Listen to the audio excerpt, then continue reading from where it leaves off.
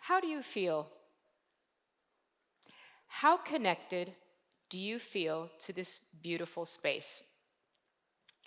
In a digital age or virtual connection, how do our physical spaces shape who we are and where we belong? Let me take you on a journey, one that started decades ago. I was 20 years old when I first visited the Tapestries of Portalegre for the first time.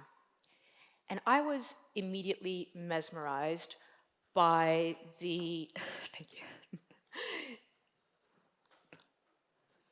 immediately mesmerized by the 7,000 colors of incredible yarns, the intricate details required to make these masterpieces, and just by a form of art which I didn't even know existed. And this was sort of like my first introduction to the power of design that speaks beyond aesthetics. Little did I know that years later I would become an interior designer.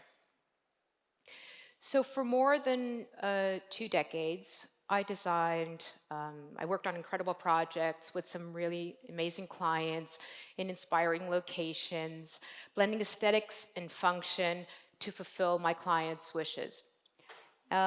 Despite the outward success, there was something, I was lacking some sort of connection with all of this, and I just found myself managing, let's call it luxury problems. And although I was drawn to understand how people live in their homes and how clients experience places like restaurants and hotels, at the end of the day, it's more like helping people to choose the perfect shade of marble, the right designer furniture, the best color for their walls, the latest wallpaper. I was filling spaces with things, and there was like this continuing lack of connection.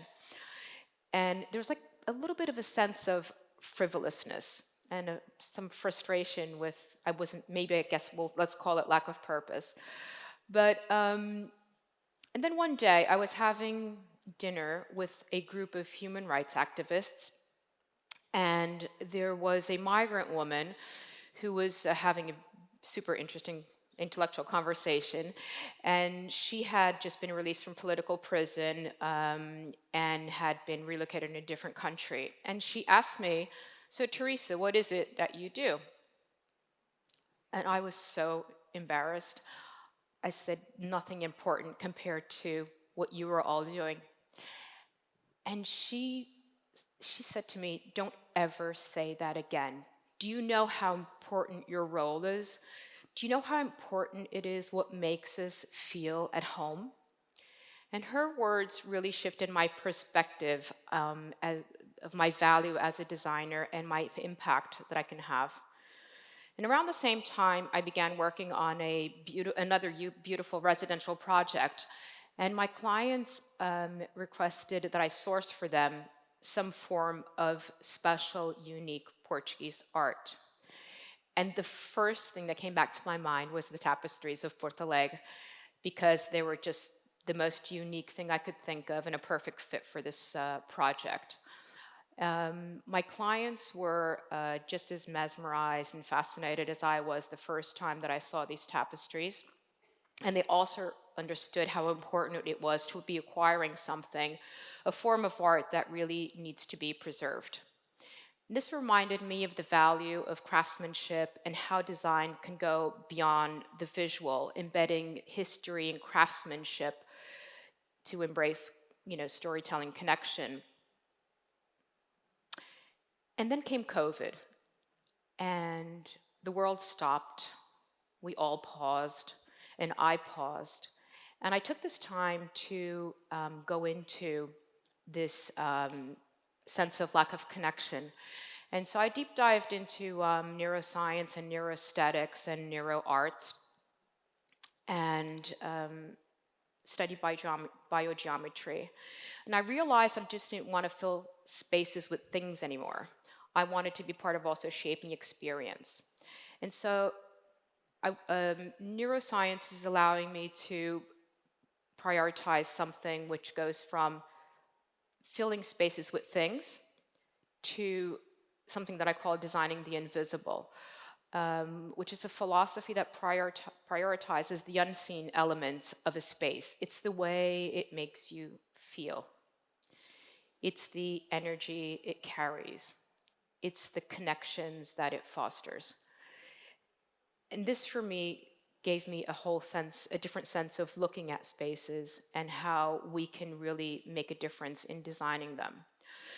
But it was the tapestries that showed me that the power of storytelling in design and the art of layering skills to achieve a masterpiece and connection, and something that is more than decoration, something that holds history and craft and soul, and really proof that craftsmanship does foster and create connection. So we are all connected to the physical spaces around us through our senses, and they all play a crucial role in how we experience a space. But beyond that, there's another story and another layer. It's the stories that spaces tell. And again, this brought me back to one of my earliest inspirations, the tapestries. You know, this art of storytelling, this layering of skills to achieve a masterpiece is something that's very, very powerful. So since then, I've been crafting spaces that foster creativity, calm, connection, spaces that evoke emotions and encourage reflection.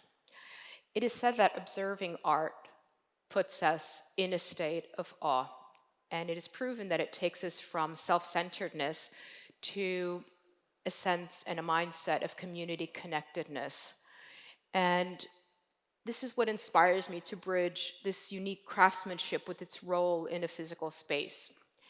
And so tapestries for me have evolved from simple decor into something much deeper. There's something just more profound of bringing artist vision to life. And as a designer, I now see my role as a steward of cultural heritage. So using my voice to share this beautiful form of art, curating different kinds of shows, and just incorporating in projects as much as I can. It's very important that we focus on this form of art, which at the moment has some struggles with human resources, financial resources. So I do my part in curating and amplifying things so that we get this out there. And so intentional design has the power to create spaces that move us, inspire us, and just make us really feel at home.